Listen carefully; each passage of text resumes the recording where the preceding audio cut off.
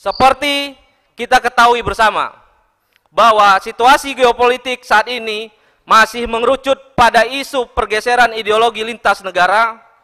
Fenomena geopolitik hari ini tak banyak berbeda dengan fakta sejarah skema demokrasi Orde Lama yang terobsesi dengan sistem demokrasi terpimpin. Situasi di mana ketegangan ideologi berubah menjadi beberapa peristiwa berdarah di banyak pesantren, masjid yang justru melibatkan oknum-oknum di sekitar kekuasaan. Tema radikalisme menjadi salah satu alat propaganda paling menguntungkan dan efektif bagi sedikit kelompok berhaluan ideologi kiri untuk menyudutkan kelompok Islam. Realitas politik yang menghalalkan segala cara sedang dimainkan oleh segelintir elit politik yang dikendalikan oleh oligarki, menyeret bangsa ini terjebak dalam pertengkaran global dengan secara perlahan mengorbankan kedaulatan serta kepentingan nasional. Politik adu domba masih menjadi cara paling keji yang diagendakan oleh para penggiat komunisme yang belum sepenuhnya disadari oleh anak-anak bangsa.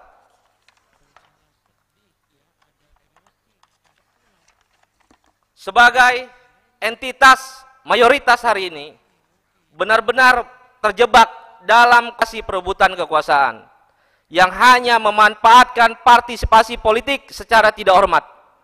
Mungkin inilah masa yang dimetaforakan oleh baginda Rasulullah Shallallahu Alaihi Wasallam bahwa akan ada suatu masa umat Islam hanya seperti buih di lautan, banyak namun ringan dan tak berisi, hingga dengan mudahnya terombang-ambing oleh gelombang dan badai peradaban.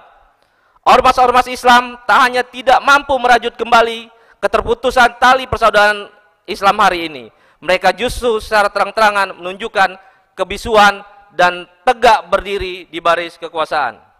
Umat Islam Indonesia sangat rentan dengan adu domba dan seringkali menjadi korban pertarungan dan konvergensi lintas mazhab dan pemikiran. Kondisi Islam politik yang demikian rapuh semakin tak diperhitungkan peran serta pengaruhnya.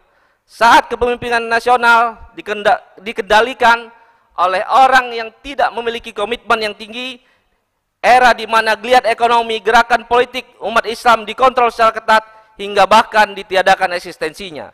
Tak jarang banyak ulama yang harus menanggung resiko dakwah dengan delik hukum syarat diskriminasi. Bahkan tanpa ragu, aset kekayaan umat Islam hendak dijarah dengan modus gerakan wakaf. Berdasarkan Badan Wakaf Indonesia, potensi aset wakaf per tahun mencapai 2.000 triliun. Dengan luas tanah wakaf mencapai 420 hektar. Sementara potensi wakaf uang bisa menembus kisaran 188 triliun per tahun. Saat ini potensi wakaf yang terrealisasi sekitar 400 miliar. Dalam suasana kebatinan umat Islam yang seringkali diabaikan dan diadu domba ini, sudah saatnya bagi umat Islam Indonesia untuk bersatu dan berdamai dengan realitas sektarianisme.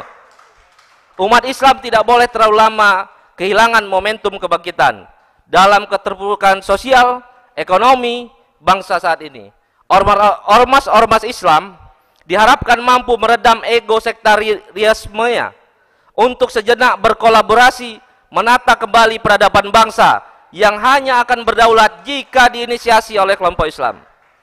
Kader HMI memiliki tugas menjelaskan dan mengklarifikasi keraguan untuk mendefinisikan masalah, memberi pemahaman tentang yang sedang terjadi di dalam tubuh umat Islam, dan kemudian menghadirkan solusi untuk bergerak menuju masa depan Islam dan bangsa Indonesia yang lebih baik.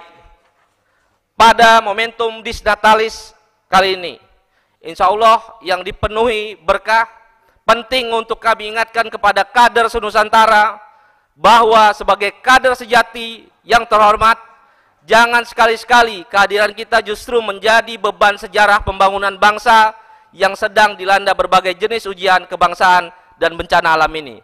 Kader HMI harus menjadi problem solver atas setiap tetes air mata rakyat yang seringkali dizolimi oleh perilaku politik elit, oligarki, dengan kasus-kasus korupsi, politik tanpa nilai, kejahatan lingkungan, dan ketidakadilan dan diskriminasi hingga manipulasi kebijakan publik, bahkan ketika bangsa ini sedang tertatih untuk terbebas dari pandemi COVID-19.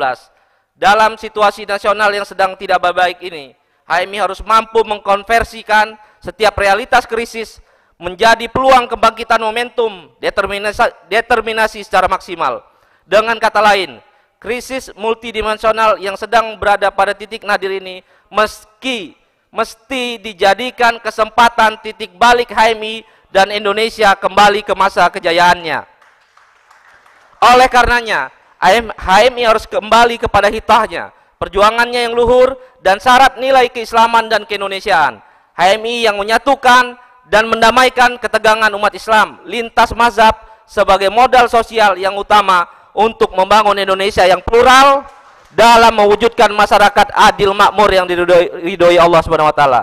Sebagai penutup, izinkan kami mengutip nasihat dan petuah bijak dari salah satu mantan ketua umum PBHMI periode 1948, yaitu Letnan Jenderal Ahmad Tirto Sudiro.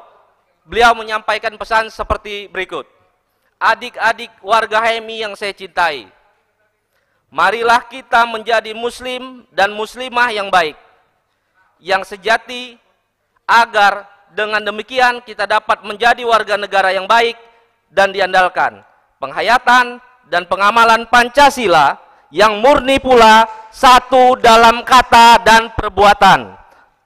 Terakhir, maka dari itu, momentum Kongres ke-31 ini kami mengusung tema merajut persatuan untuk Indonesia berdaulat dan berkeadilan. Terakhir, dengan mengucap Bismillahirrahmanirrahim, kami launching pula logo Kongres yang akan diselenggarakan secara virtual di 17 Maret Surabaya. Akhir kata, mohon maaf